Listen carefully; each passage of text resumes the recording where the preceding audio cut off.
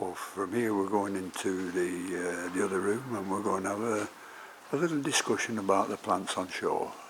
So I hope you enjoy that as well. I always say when you come to an orchid meeting, you see something you've never seen before. And however long you've been growing orchids, there's always something different. Yeah. And today we've got some fabulous plants, some of which on our display at Southport would certainly get awarded. So I'm going to start off with one of the outstanding plants of the day, for me anyway. Yeah, not that I can grow Paphiopedilums, but this is, as far as I'm concerned, a perfect Paphiopedilum primary hybrid. It's a hybrid between two species, Paphiopedilum jackii and Paphiopedilum alminiacum. If we were judging it at the British Orchid Congress or as an RHS, you can see today we get a cultural commendation because it's really nigh on perfection. The flowers carry both the two species there of alminiacum and jackii. You can see it's had a previous growth and been cut off. Every single growth on that plant is first class. I only wish I could grow Paphiopedilums because for sure, you know, that has to be truly outstanding. So I'm going to ask the owner, if I may, without embarrassing him or her, how the hell he gets to such a fantastic culture and fantastic plant and what he grows it in. It's grown in bark, John, but before that I'd never touched it. And it had gone down to nearly like peat. And last year, when I repotted it, it only sent one up and then it aborted. And this time it's come round again. But it's in bark. What sort of temperatures are you growing it in? It's between, well, anything from 15 to 30 in that range. So it's warm growing really? Yes, yeah. And what about, you say it's in bark, what about feeding it? How do you look after it and well, make it such an outstanding plant? That just doesn't grow naturally. I feed, I've been using rain mix for at least 3 years. And what I do, I feed at a week solution every time I water. Yeah. Yeah. The rain mix, for those that don't know it, is a product sold by a company called Orchid from Belgium. A lot of growers now use it. It's a good balanced fertiliser that contains a lot of trace elements. So that's a perfect example of life being happy on the feed, in the bark it's in, and it would be difficult to better culture or better a plant like that. Absolutely fantastic. But it shows what we can achieve, not what I can achieve because I'm one of the worst path growers in Britain, but I'd love to own a plant like that. So if you want to give it away at the end of the show, by all means, I'll have a go, but I can't keep it alive. What are you saying, Reg?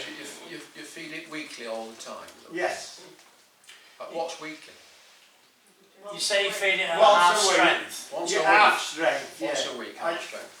I've played about with it a little bit. You know, I might give it a little bit more in everything's growing in summer, but in winter I might stop feeding and watering for a fortnight. Only do it once a fortnight. Yeah, so with the feed, with the waters. Yes. What makes you do it at half strength, Reg, then? Well, I used to talk to a lot of these here men as grow fuchsias, and one good grower always said it was easier to feed at half strength instead of watering on them 2 or 3 times and then giving them full strength. He thought they took it in better and they was just getting it at half strength. There is a lot of school of thought that feeding every time at perhaps quarter strength or a much lower strength than what's recommended does benefit the plant as opposed to, as what Reg has said, 3 waterings and 1 full strength feed. Yeah. So, does anybody else sort of grow their orchids and feed them regularly at lower strength? No? No. Yeah, sorry, you do, Malcolm, yeah? Yeah, Richard does at the back, yeah. Occasionally I might do a flush out every 2 months or a month, just in case, you know, there is something. Whenever you remember, you know. Yeah, that's it. Superb plant, and it's a perfect example of good culture, nice plant, and I think that could well have probably got from the RHS Orchid Committee at Cultural as well, had it been presented in that condition. Yeah, fabulous plant. And that's the other thing to bear in mind when we actually do VOC at Southport. The RHS will be there, so if anybody's got any nice orchids, they can present them to the committee, and the RHS committee will judge them for RHS awards. So for all your readers, please take a look at orchid.org.uk/BOC. That's orchid.org.uk/BOC for full information about our big show, 3-day show at Southport this May. Thank you. Certainly seen this genera of orchid before. Macrocylum, this is a species called Manabinum, and wow, that is a full-size plant. Yeah, it won't get any bigger, but if you've had the chance today on the table to take a look at those flowers, they are absolutely stunning. Yeah, I've never seen that species before, and that's what I say, you can come to every meeting, pick up something, and when you're judging that against some other species, it's often difficult. So size in orchids doesn't necessarily matter. Can you keep your hands still?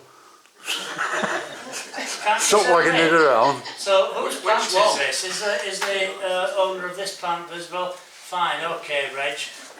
Tell us a little bit about it. It is a full-size plant, I know that. I used to try a few of these genera before, but again, that's absolutely beautiful. How are you growing that, and what sort of... It's just the same, I just spray it, John. I might spray it every day, and then just spray it with feed once a week. And it just keeps flowering, to be honest with you. What sort of temperature are you giving it? Same conditions? Same as that, warm yeah. growing as Yeah, same as your yeah. plants? Yeah. Have you got control of the humidity? I'm not a mister or anything. I just puts water down or gives him a spray if it's getting very dry. You know, I might go early in the morning and just gives a quick spray, and then I might flood the greenhouse perhaps twice a day.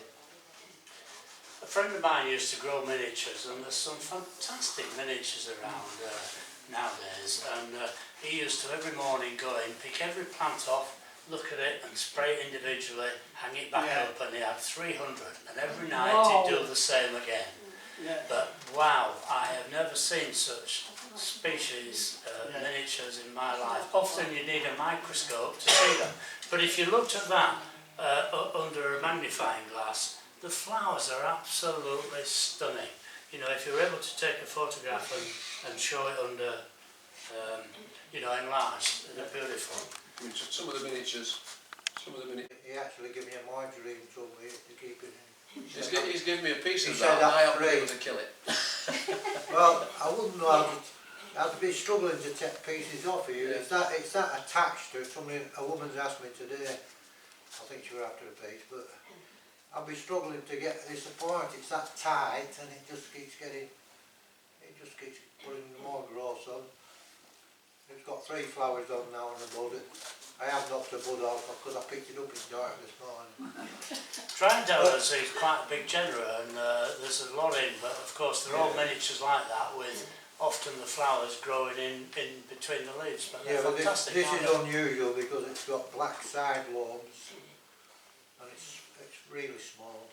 I don't know the name of it. Is it Caricaea?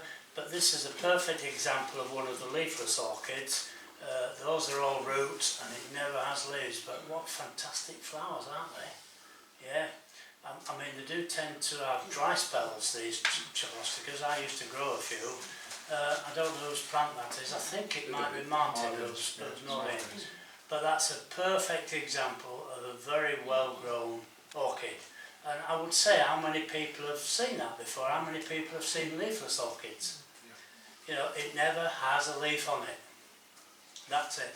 There's a lot in Australia at the moment. Yeah. One of mine has got 3 leaves on at the moment. Has it? Yeah. As a chalosica, yeah. But it generally doesn't have leaves out of this, and it's an incredibly healthy plant, because you'd have to get that off the bark. Obviously they're epiphytic, but to get that off, you can see how it's attached itself. And sometimes you look at these and think, when the hell do I water it, or when do I spray it? Because often leaves give you an indication of what to do with a plant. But in this case, I'd love to ask Martin how he does look after it and how he grows it so well. I wonder how old it is. Very old, I would Yeah, think. Does the amount of roots give an indication about how old it is? I have one. yeah, I have one, it's just coming to It, flower there. it's not an uncommon genus, yeah, and there are for sale. Very No, much. I just meant that particular That plant is a full-grown plant. It will never get bigger. Those roots show that it's been around on that piece of bark for probably 8 or 10 years. Right. Okay, Yeah, thank but you. it will flower every year off the technically what new growth is there, and there's 2 nice spikes on that, and a lovely there's another one coming a on. lovely genus, and There's another spike coming on it. there is a little bit of fragrance to it. So it's